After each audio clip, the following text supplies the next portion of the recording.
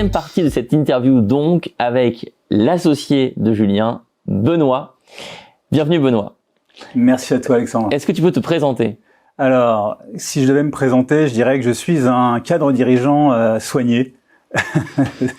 Je dirais pas raté parce que sinon après ce serait stigmatiser la posture de cadre dirigeant. Non, ça veut dire que j'ai connu cette ascension du cadre dirigeant qui, avec son diplôme, a pris son sac à dos et puis a monté les échelons petit à petit. Quoique petit à petit, j'ai fait une dizaine de postes en quasiment 10 ans à ce moment-là.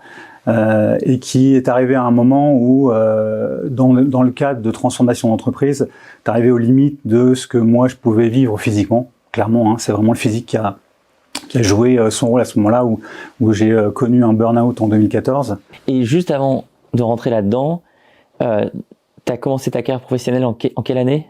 98. 98, et donc t'as monté les échelons jusqu'à manager combien de personnes ? Jusqu'à manager 150 personnes. Je pense que c'est important de le dire pour vraiment comprendre un peu le contexte dans lequel tu étais. Donc, tu manageais 150 personnes sur un seul pays, plusieurs pays. Alors, sur plusieurs sociétés, puisqu'à l'époque, en fait, j'ai connu toute on va dire, la flambée des télécoms dans les années 2000. Tu bossais donc dans le secteur des télécoms. On peut donner le nom de l'entreprise ? Alors, j'en ai fait 8. Donc j'en ai fait 8, c'est pour dire que justement j'étais un vrai cow-boy des télécoms à l'époque, puisqu'on était extrêmement chassés pour intervenir dans les entreprises, et j'ai terminé globalement la fin de ma carrière chez SFR.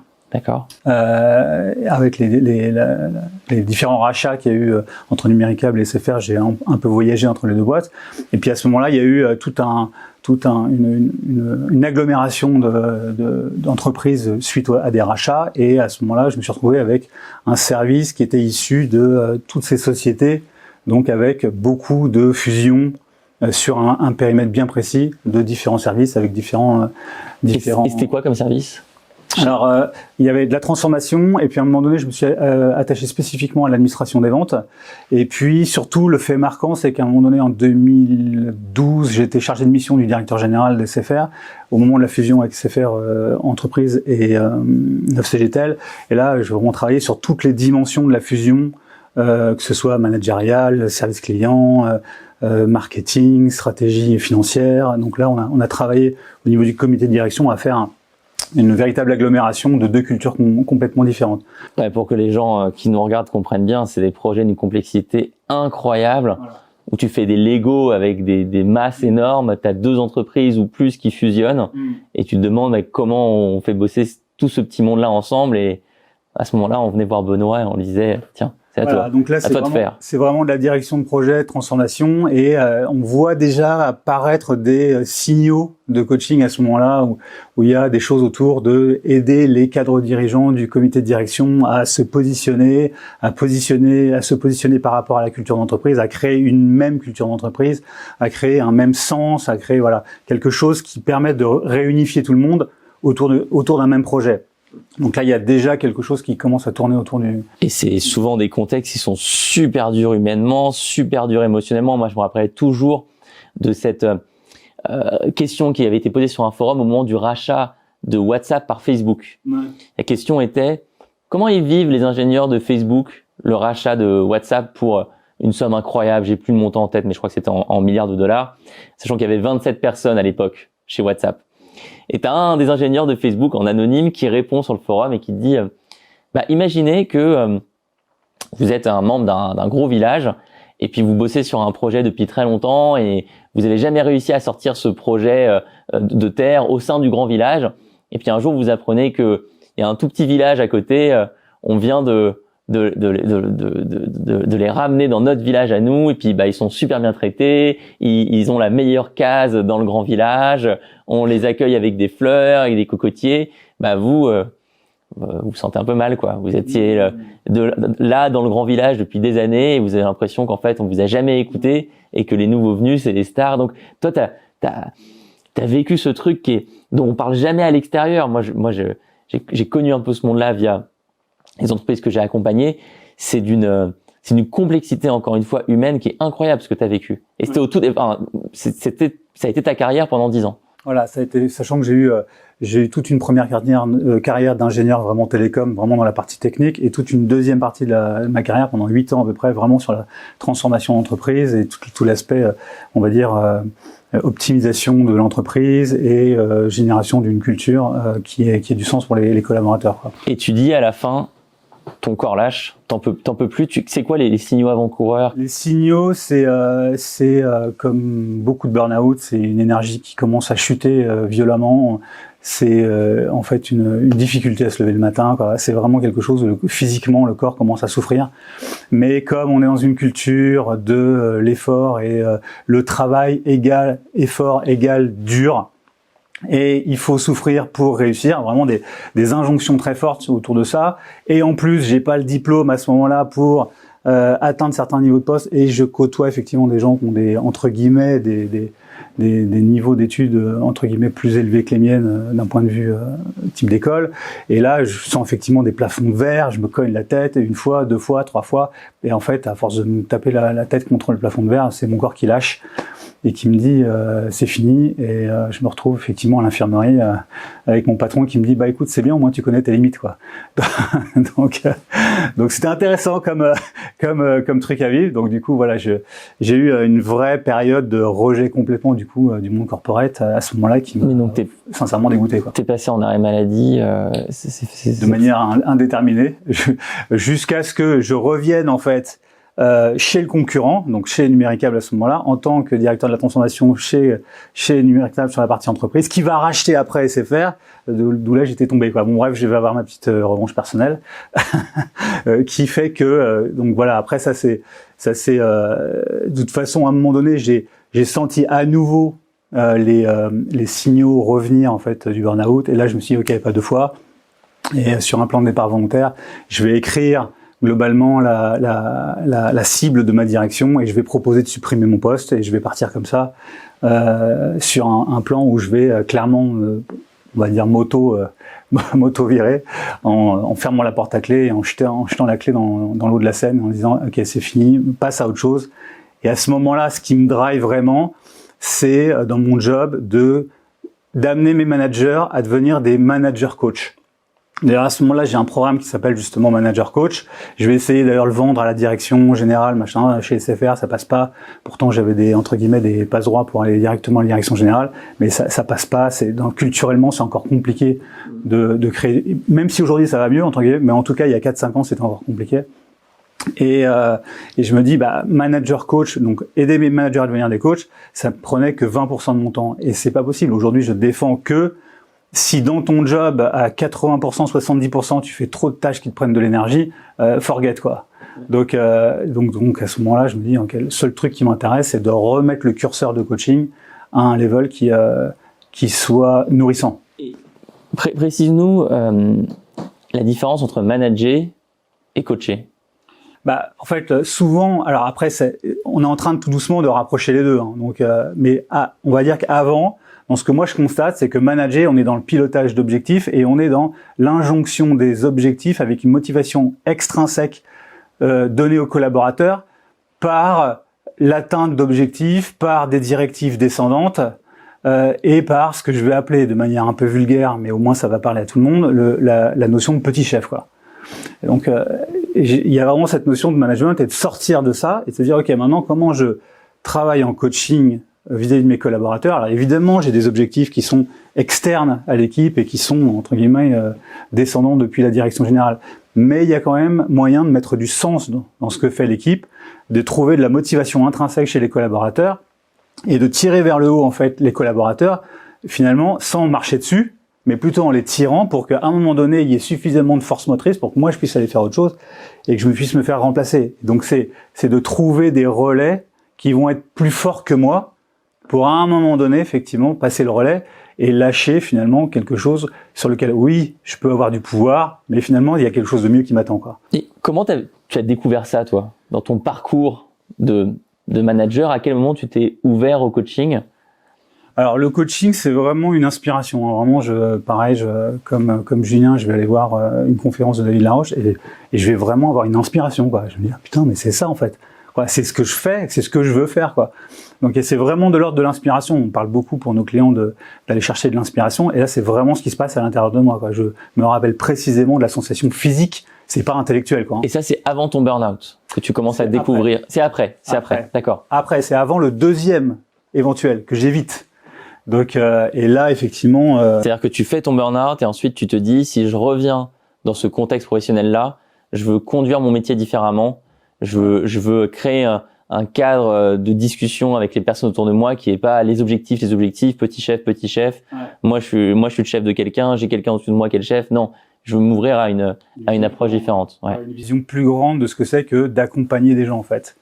Donc, je le sais pas encore, mais je suis sur la voie de, en fait, effectivement, travailler un vrai niveau de leadership au sens permettre à chacun de trouver sa place, en fait. Donc, mais c'est pas encore, j'ai pas encore ces mots-là, quoi, à ce moment-là. Et ça, c'est il y a 5 ans, 6 ans? 2016. D'accord. 2016, donc il y a 6 ans par rapport au moment où on enregistre cette vidéo. Ouais, c'est ça. Donc, il y a 6 ans et mon burn-out avait 8 ans, quoi. Et alors, tu découvres du coup le coaching, mais tu décides pas encore de te mettre à ton compte. Alors, en fait, c'est pile poil en même temps que je quitte SFR, je fais ce croisement. J'avais même commencé l'école de coaching, comme ça maintenant ça va être public. J'ai commencé l'école de coaching pendant que j'étais encore cadre dirigeant. Et donc, je vais croiser en fait les deux tout de suite. Et puis, comme Julien, en fait, je vais me lancer immédiatement dans l'expérimentation, quoi. D'ailleurs, c'est très très drôle de voir des coachs qui sont dans une école de coaching et qui me demandent mais t'as fait comment pour arriver à vivre du coaching, machin moi je vois pas comment. Je lui dis ça fait combien de temps que t'es dans ton école? Ça fait 1 an, 2 ans, et donc t'as fait combien de coaching? Il me dit j'ai pas commencé encore. Sauf que moi au premier module j'avais commencé, quoi. Donc il y a vraiment cette notion commune d'ailleurs qu'on partage beaucoup avec Julien, qui est que en fait on expérimente immédiatement pour se faire tout de suite du feedback. D'ailleurs c'est quelque chose que tu défends aussi pas mal aussi, hein, qui est cette notion de faire feedback, correction, faire la boucle de rétroaction, qui correspond tout le temps. Et récemment j'avais sur ce canapé Sophie Benabi, qui elle est praticienne en Ayurveda. Elle a pas suivi une école de coaching, mais elle a suivi une école d'Ayurveda, et elle racontait comment dès le premier jour de son école, premier mois comme toi, elle a commencé à parler sur Internet de ce qu'elle apprenait dans l'école. Elle a commencé à le transmettre à d'autres personnes pour se mettre dans la posture de la praticienne en Ayurveda. Et donc, c'est essentiel de t'entendre dire ça. Alors, toi, tu as commencé à exercer en tant que coach auprès de quelles personnes? Des personnes que tu connaissais via ton passé professionnel, peut-être? Ouais, au début, j'ai vraiment beaucoup sollicité mon réseau personnel proche pour pouvoir vraiment m'entraîner dans un cadre d'entraînement. Et peu à peu, c'est là qu'effectivement, il va y avoir toute une progression de coaching pour découvrir quelle est ma couleur de coaching. D'accord, c'est ça vraiment. D'ailleurs, c'est ce qui va faire d'ailleurs ma particularité, c'est être capable de découvrir cette couleur-là. Voilà. Alors, j'adore justement cette expression. C'est toi qui me l'as enseigné. Couleur de coaching. Est-ce que tu peux la détailler pour tout le monde, pour tous les coachs qui regardent cette vidéo? Ouais, complètement. Et couleur de coaching, j'ai jamais fait encore d'article là-dessus, mais maintenant que j'ai ma fameuse newsletter sur la science du charisme, après avoir été conseillé par un fameux coach qui s'appelle Alexandre Dana. Et d'ailleurs, pour ta petite ton information, j'ai récupéré 1200 abonnés en 36 heures, quoi. Bravo. Donc je me suis dit c'est intéressant. Finalement, c'était peut-être une bonne piste. Julien me l'avait aussi susurré à l'oreille. Je dis ok, d'accord. Finalement, c'était la bonne piste. Et effectivement, qu'est-ce qu'on côtoie régulièrement? On côtoie régulièrement des coachs qui disent savoir tout faire, quoi. C'est ce qu'on appelle les coachs tarte à la crème, quoi. Et les coachs tarte à la crème, c'est celui effectivement qui, pour essayer de vivre, ramasse et ratisse un maximum de manière hyper large. Ce qu'on va appeler en marketing vraiment une incapacité à focuser sur une niche, quoi. C'est le site internet du coach qui va dire: je vous aide à définir vos objectifs de vie, à progresser, à vous transformer, à aller mieux, à vous sentir bien dans votre corps, dans votre tête, dans votre couple, et on voit tout le temps des sites de ce type-là sortir, et ça ne peut pas marcher pour plein de raisons. Voilà, il y a ça, et le deuxième écueil qui est le coach qui se définit par ses outils. Oui. Et donc ça fait un coaching vraiment tarte à la crème, puisqu'on se dit ok, je suis coach PNL et je vais vous aider à traiter la peur, vos objectifs, la performance, le couple, les conflits, le leadership. Voilà. Donc en fait, c'est qui se définit par ses outils et qui, grâce à ses outils, peut tout faire. Donc là, on a le parfait coach tarte à la crème. Ce qui explique pourquoi le coaching a très mauvaise presse en France. Oui. C'est de par cet océan de vagues, voilà, de brouillard. le coaching à très mauvaise presse en France, là où aux États-Unis, ils ont une culture très professionnelle du coaching et ils ont en tête des exemples de coachs super spécialisés qui ont une couleur super bien définie. Ouais.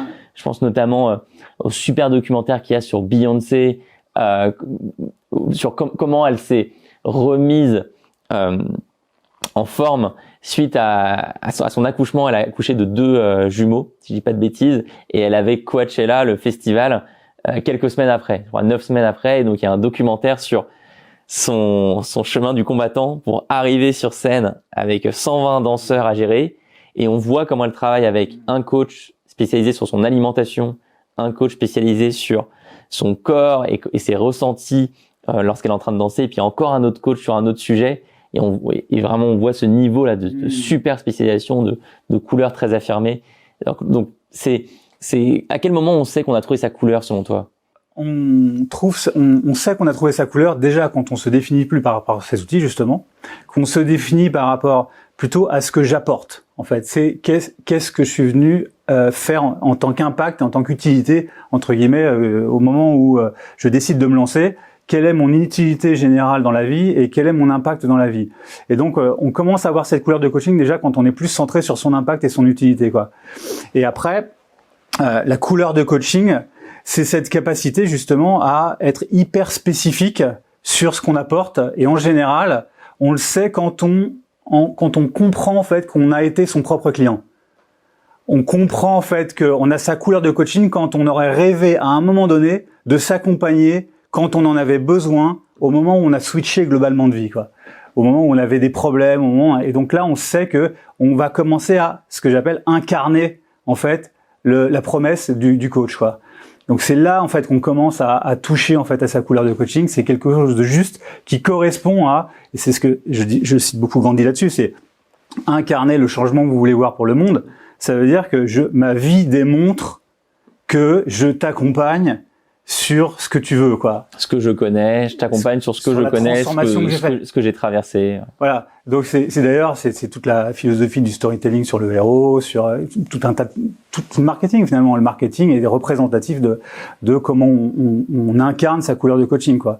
Et donc à un moment donné, on tombe sur quelque chose qui est juste en termes de ah ouais, au fait, c'est sûr, quand il raconte son histoire et qu'il me propose sa méthodologie, parce qu'on va plutôt parler de méthodologie plutôt que d'outils. Oui. Puisque du coup, en fait, en général, la manière dont on a transformé les événements, on l'a fait d'une manière spécifique qui amène presque à mettre en place une méthodologie ou une méthode qui me correspond, quoi, et qui me représente. Et là, effectivement, on a un client en face qui dit « Ah, mais c'est ça que je veux parce qu'effectivement, ce que tu me dis de ce que je suis aujourd'hui, c'est ça.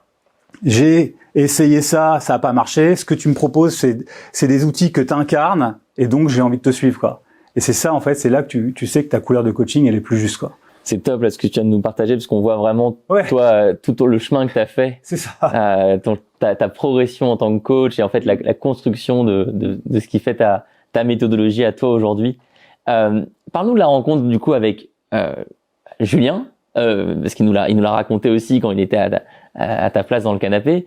À quel moment, toi, dans ton univers à toi, tu as décidé de t'associer avec cette personne, tu as décidé de monter une entreprise de coaching à 2? L'idée, c'est exactement ce qu'a dit Julien, c'est que à un moment donné, quand tu comprends que tu as une couleur de coaching, tu as un deuxième effet dont j'ai pas parlé juste avant, c'est que tu as un niveau de certitude sur ce que tu peux apporter qui est vraiment très puissant. C'est-à-dire que il y a une espèce d'évaporation de la peur de pas réussir en tant que coach, parce que tu es dans la certitude de ce que tu apportes et du coup dans la certitude que tu peux pas tout apporter, quoi. Donc du coup, il y a aussi une deuxième évaporation qui est l'effet est-ce que j'ai des concurrents ou pas, quoi. Mais en fait, quand tu es dans ta couleur de coaching, il y a plus de concurrents, quoi. Oui. Tu deviens t'es spécifique, tu es unique, il y a plus aucune peur, quoi. Donc du coup, ce qui s'est passé, c'est ce que racontait Julien, c'est qu'à un moment donné, quand il y a des clients qui viennent nous voir sur une demande qui était globale par rapport à moi ou par rapport à Julien, en fait, on n'était pas complet dans la réponse. Et donc du coup, on s'est dit mutuellement effectivement qu'il y avait une complémentarité dans nos deux impacts qui était pas de la concurrence où on allait se marcher sur les pieds, mais qui avait une vraie complémentarité sur qu'est-ce qu'on apporte qui fait que notre impact est plus fort si on est tous les deux, quoi. Et j'aime beaucoup ce que tu dis sur quand on trouve sa couleur, on oublie les concurrents. Ouais. Et je sais que c'est un effet super positif de vos accompagnements, c'est que vous permettez aux gens qui viennent vous voir d'arrêter de regarder autour, d'arrêter de se comparer en permanence, d'arrêter de se flageller et de se dire mais je suis moins fort que telle autre personne, il a l'air plus avancé dans sa pratique, il a l'air plus avancé dans son entreprise, il a plus avancé dans sa vie. Vous leur expliquez que on se regarde plutôt soi, on regarde sa couleur, on regarde l'impact qu'on a sur le monde et c'est très libérateur. Ouais, ça la certitude qu'à un moment donné, il y a une forme qui va me correspondre. Ouais. Et c'est pas très grave si c'est pas tout de suite, mais si tu continues de te centrer là-dessus, à un moment donné, tu vas arriver sur une forme qui te correspond, c'est sûr en fait. Et alors, toi, pour reprendre ton aventure en tant que coach, tu t'es lancé d'abord seul avant de t'associer avec Julien. Tu arrivais à en vivre au bout de combien de temps? Comment ça s'est passé? Je dirais qu'au bout de 2 ans, j'ai commencé à faire un chiffre d'affaires qui permettait déjà de voir que c'était possible d'en vivre. Voilà, c'était pas encore suffisant. On va dire, j'étais entre 50 et 80 000 euros, mais je me suis dit tiens, c'est faisable, quoi. Donc, sachant que 2 ans, quoi. Pour beaucoup d'entrepreneurs, entre 50 et 80 000 euros, ça permet déjà de payer son loyer. Mais toi, peut-être que tu as aussi une famille, tu as des enfants. Bah, c'est pas compliqué. C'est que entre mon salaire de cadre dirigeant et le moment où je quitte le salariat, je perds 70% de mon salaire, quoi. Donc en fait, forcément, du coup, effectivement, j'ai un référentiel qui était de remonter à des salaires plus élevés. Mais globalement, ouais, j'ai mis à peu près 2 ans pour retrouver des couleurs, quoi. D'accord. Et c'est ensuite que tu décides de t'associer avec? Bah, c'est vraiment avec les demandes clients, en fait, hein. C'est vraiment l'effet de, je commence à me focuser sur mon impact, je commence à me dire, ok, ça y est, j'ai compris, et je suis capable de refuser des clients. Ça, c'est d'ailleurs un bon indicateur aussi, hein. Quand tu commences à être capable de refuser des clients, ça veut dire que ça y est, tu comprends ce que t'apportes et ce que t'apportes pas, quoi. Et à ce moment-là, je sens bien à l'intérieur de moi, je pourrais lui dire oui, on pourrait leur dire oui à ses clients individuellement, en disant, tiens, je prends des clients, je prends du chiffre d'affaires, et il y a une petite voix qui dit, non, c'est pas toi, ça. Donc, pas tout seul, quoi. Et donc, à un moment donné, voilà, tu crées une association qui est plus puissante à deux, tu gagnes moins d'argent tout de suite, mais entre guillemets, plus d'argent après, quoi. Et Julien nous a présenté donc votre entreprise et les immersions, votre activité. Moi, j'aimerais t'entendre quand même toi aussi spécifiquement sur comment ta vie a évolué depuis que tu t'es lancé en tant que coach. On a mentionné avec ton associé ta transition vers un mode de vie nomade. Je suppose que tu n'étais pas très nomade quand tu dirigeais 150 personnes chez SFR.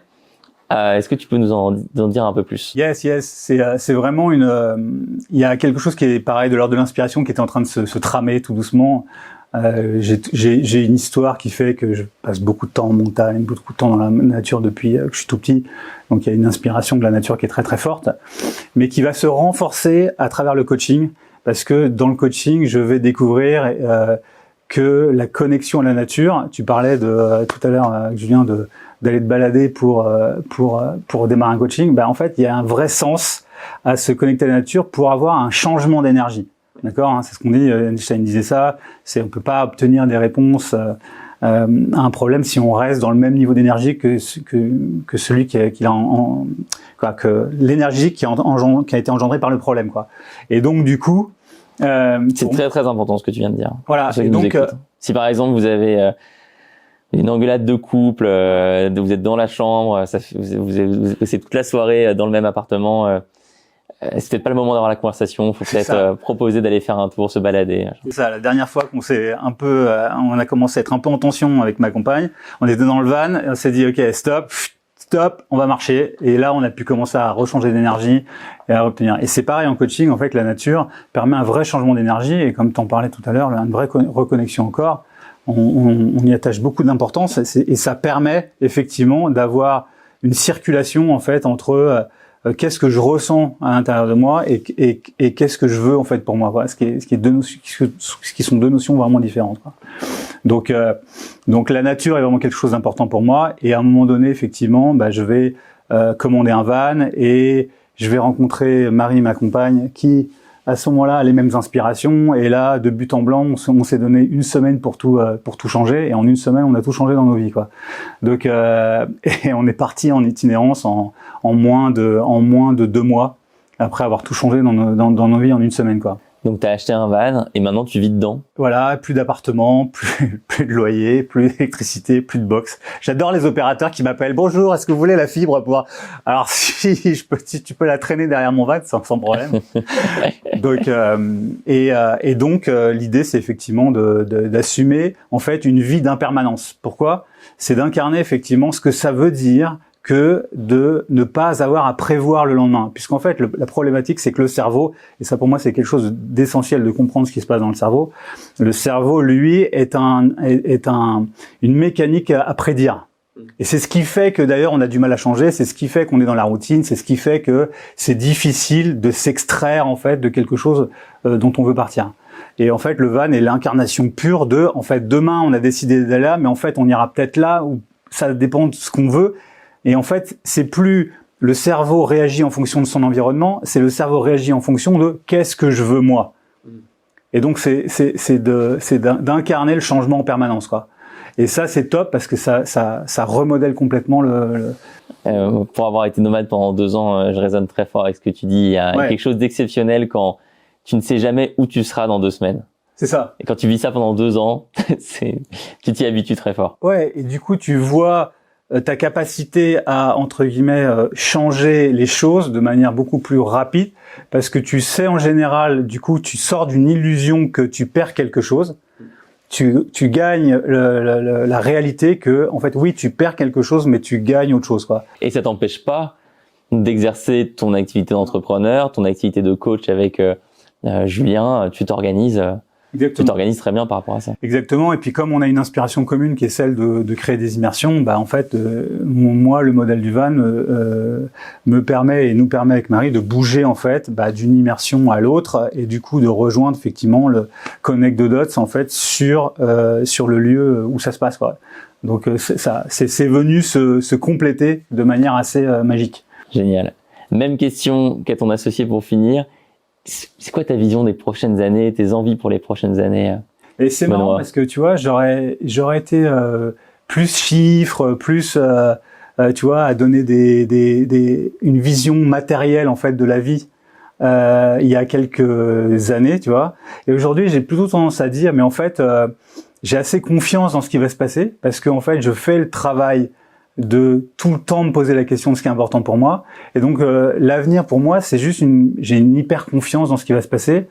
Et je suis persuadé que je vais continuer à faire des immersions en nature et à continuer d'upgrader.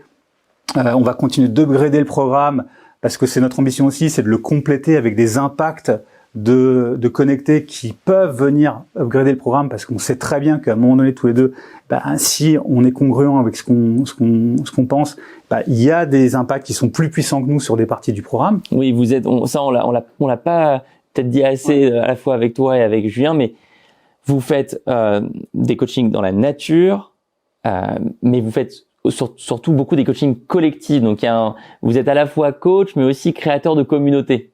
Et d'une communauté à un niveau d'engagement et de cohésion qui est très très fort de par l'expérience qu'ils et elles ont traversé avec vous. Oui, et puis parce qu'il y a si tu veux, comme chacun touche à son impact, qui est vraiment et là-dessus c'est vraiment quelque chose qui est théorisé maintenant. Hein, vraiment, j'ai théorisé la contribution, c'est-à-dire qu'il y a une théorie de la contribution. À quoi on sert en fait quand on contribue auprès de quelqu'un et comment on le fait de manière processée, quoi. Et en fait, du coup, il y a ce sentiment, ce que je te disais, de certitude qui monte dans la personne et un sentiment de si tu veux, d'admiration des gens qui touchent aussi à cette certitude-là. Donc, tu vois, c'est un renforcement intérieur de la personne et en même temps une espèce d'admiration à dire ah ouais, c'est top ce que tu fais, c'est unique, tu vois, on reconnaît. Tu sais, c'est le film Avatar. On disait ça avec Marie l'autre jour, on disait mais en fait je te vois, tu sais, ce moment où je te vois parce que je te vois tel que t'es en fait, pas juste avec tes outils, je vois l'être humain, je vois tout ce qu'il apporte, il y a une espèce de waouh, tout ça, je tombe en admiration devant la personne que t'es. Et c'est ça que ça crée en fait dans la communauté, une espèce de ah ouais, on est tous uniques et ça c'est exceptionnel. On a vécu quelque chose de super fort ensemble et on a vu chacun se transformer en direct. On a peut-être vu quelqu'un comme personne ne l'a vu avant dans sa vie. C'est ça. Et donc, du coup, ça crée un lien particulier parce que, en plus, quand on arrive dans le programme, on pourrait avoir ce petit syndrome de mais il y a vachement de thérapeutes ou il y a des coachs ou des machins et mais c'est en fait des concurrents. Et puis quand on commence à raconter ce qu'ils racontent, quand ils racontent un peu leur vie, ils se disent mais en fait on fait pareil. Puis plus on avance, plus on voit que en fait on fait pas pareil quoi. Et plus on avance et plus on voit que mais non mais en fait on pourrait même se compléter en fait. Et donc tu vois on passe d'un état de tout va bien en fait. Je suis avec des gens uniques en fait. Moi, je crois complètement à la puissance des expériences pour créer des relations et c'est souvent il y a toutes ces études sur le problème principal qu'on a après 30 ans, on n'arrive pas à avoir de nouveaux amis. Exactement. Il y a plein de gens qui se plaignent de ça. C'est dur de rencontrer une nouvelle personne. J'ai mon groupe du lycée ou d'études supérieures. J'ai quelques amis que je me suis fait dans le travail, mais bon, maintenant je suis en couple, j'ai des enfants, je rencontre moins de gens. Et parfois j'ai une connexion avec quelqu'un, on va se voir à un café, mais c'est dur d'accélérer l'intensité de la relation. Et vous, ce que vous proposez 3 jours avec les loups, ça crée je sais qu'on pourrait parler du co-living si on avait plus de temps, mais je sais que tu es aussi, comme moi, assez fan de ces expériences de vie en communauté. Ça change tout. Ouais, et puis il y a cette notion aussi de l'amusement quoi. C'est-à-dire qu'il y a vraiment une notion on retrouve des gens qui s'amusent quoi. C'est-à-dire que c'est là qu'effectivement il y a tout ce côté émerveillement autour de l'impact. C'est non seulement je sais qui je suis unique, mais en plus on s'amuse quoi. Donc on en retire beaucoup d'enjeux. C'est pour ça que quand tu me dis quelle est ma vision, j'ai tendance à dire mais moi dans 5 ans je vais continuer de m'amuser en fait. Je vais m'amuser, je vais continuer de faire ce qui m'inspire et je vais continuer d'être sur des formes et Connect the Dots c'est une magnifique forme qu'on va continuer de développer. Mais te dire exactement 5 ans, une prévision c'est vrai que c'est plus dans mon spectre en fait. Et comme tu disais, la notion de présence est hyper important. Et je suis très connecté effectivement aujourd'hui à vivre dans le présent. Et c'est déjà beaucoup parce que c'est d'aller croire en fait que dans le présent j'ai déjà tout en fait.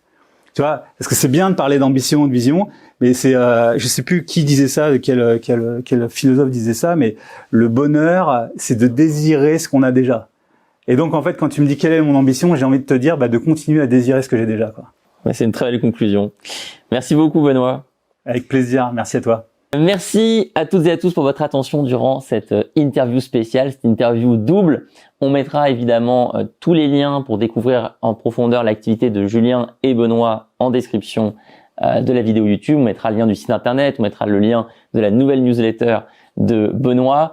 Je vous invite vraiment à aller regarder ce qu'ils font. Je vous invite à regarder leurs immersions et je vous invite surtout à partager cette vidéo à des personnes autour de vous qui sont en train de se lancer en tant que coach ou qui sont déjà lancés mais qui n'ont pas forcément trouvé leur couleur, la fameuse couleur dont parlait à l'instant Benoît. Si vous avez la moindre question, laissez un commentaire sous la vidéo et on répondra avec plaisir. Merci beaucoup.